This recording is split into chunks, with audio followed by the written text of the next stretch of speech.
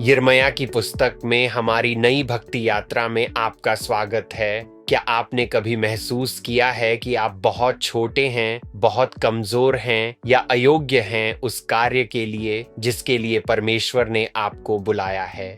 कहानी का सारांश यहोवा का वचन यिर्मयाह हिल्किय्याह के पुत्र के पास उस समय आया जब यहूदा संकट में था। परमेश्वर ने कहा, गर्भ में बनने से पहले ही मैं तुझे जानता था, जन्म लेने से पहले ही मैंने तुझे अलग रखा और जातियों के लिए नबी ठहराया। यिर्मयाह ने तुरंत विरोध किया, हाय प्रभु यहोवा, मैं तो बोलना नहीं जानता क्योंकि मैं बहुत जवान हूँ। परंतु परमेश्वर ने उसका बहाना स्वीकार नहीं किया और उत्तर दिया, यह मत कह मैं जवान हूँ, तू उन सब के पास जाएगा जिनके पास मैं तुझे भेजूंगा और जो कुछ मैं तुझे आज्ञा दूंगा वही कहेगा। उनसे मत डर क्योंकि मैं तेरे संग हूँ और तुझे बचाऊंगा। फिर यहोवा ने अपना हाथ बढ़ाकर यिर्मयाह के मुंह को छुआ और कहा, देख मैंने अपने वचन तेरे मुंह में रख दिए हैं। आज मैं तुझे जातियों और राज्यों पर ठहराता हूँ, उखाड़ने और गिराने के लिए, नष्ट करने और तोड़ने के लिए, बनाने और लगाने के लिए। परमेश्वर ने यिर्मयाह को 2 दर्शन भी दिखाए।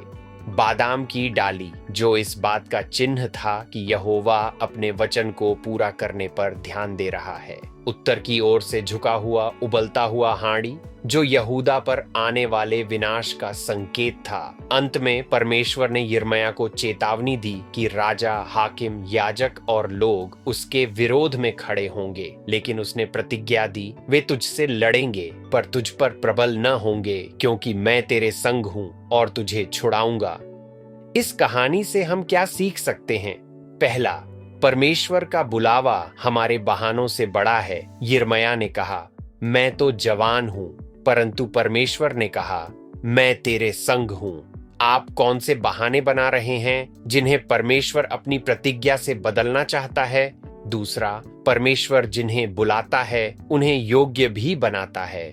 यिर्मयाह के पास शब्द नहीं थे, लेकिन परमेश्वर ने स्वयं उसके मुंह को छूकर अपने वचन दिए। क्या आप विश्वास करते हैं कि जब परमेश्वर बुलाता है तो वह आपको सामर्थ्य भी देता है? तीसरा, परमेश्वर का मिशन हमारे डर से बड़ा है। यिर्मयाह का संदेश राजाओं और जातियों के सामने था, परंतु परमेश्वर की उपस्थिति उसके भय से कहीं अधिक थी। आपके जीवन में कहां आपको अपनी शक्ति के बजाय परमेश्वर की उपस्थिति पर निर्भर होना चाहिए? हे प्रभु, धन्यवाद कि तू हमें जन्म से पहले जानता है और अपनी योजना के लिए अलग करता है। आमीन।